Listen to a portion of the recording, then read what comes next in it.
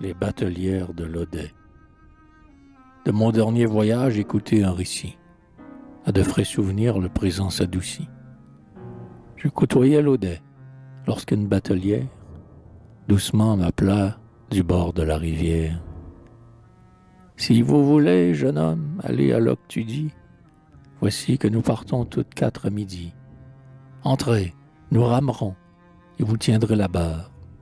Ou, si vous aimez mieux, avant que l'on démarre, vous promenez encore sur les ponts de Quimper. Nous attendrons ici le reflux de la mer et le lever du vent.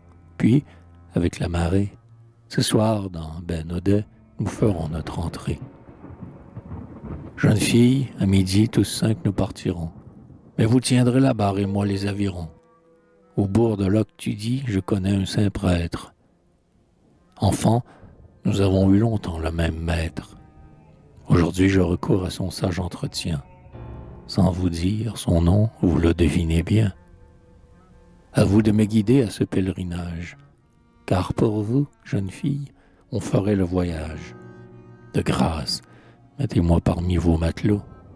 Je n'aime plus la terre et n'aime que les flots. À l'heure de midi, nous étions en rivière. Barba, la plus âgée, assise sur l'arrière, tenait le gouvernail. À ma gauche, Tina, celle qui de sa voix si fraîche m'entraîna. 2 autres devant nous, dont l'une, blanche et grande, me fit d'abord songer aux filles de l'Irlande, car les vierges d'Erline et les vierges d'Arvor sont des fruits détachés du même rameau d'or. Donc, leurs poissons vendus, les 4 batelières, en ramant tour à tour, regagnaient leur chaumière, rapportant au logis du prix de leurs poissons. Fil, résine et pain frais, nouvelle cargaison. La rivière était dure et par instants les lames, malgré nous dans nos mains, faisaient tourner les rames. Nous le voyions longtemps devant Locmaria.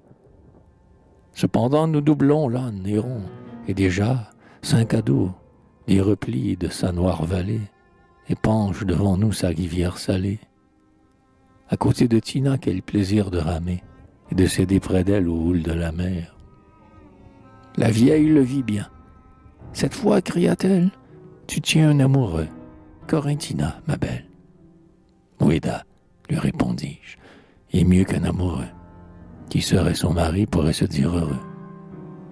L'aimable enfant rougit, car déjà nos 2 âmes suivaient, comme nos corps, le mouvement des rames. Et l'Irlandaise aussi, dans le fond du canot, nous sourit doucement, mais sans dire un seul mot. Ça, repartit la vieille, écoutez, j'ai 5 filles, aussi blondes que vous, toutes les 5 gentilles. Venez les voir. Non, non, je n'en ai plus besoin. Pour trouver mes amours, je n'irai pas si loin. Or, sachez-le, Tina, la jeune Cornouaillaise, forte comme à 20 ans et mince comme à 13. Et jamais je n'ai vu des dernes à Saint-Urien, dans l'habit de Quimper, corps pris comme le sien. Ainsi, continuai-je, en abordant à terre, Tina, je vous conduis tout droit chez votre mère, de là chez le curé. Jeune fille, irons-nous? Et Tina répondit, je ferai comme vous.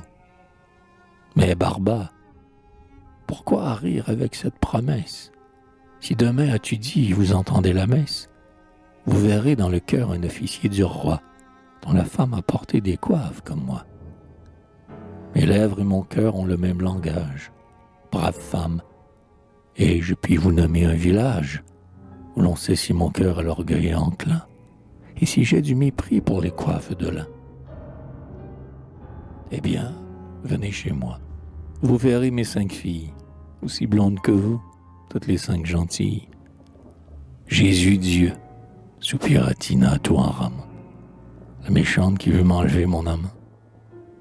Non, ma bonne, je veux te garder au novice.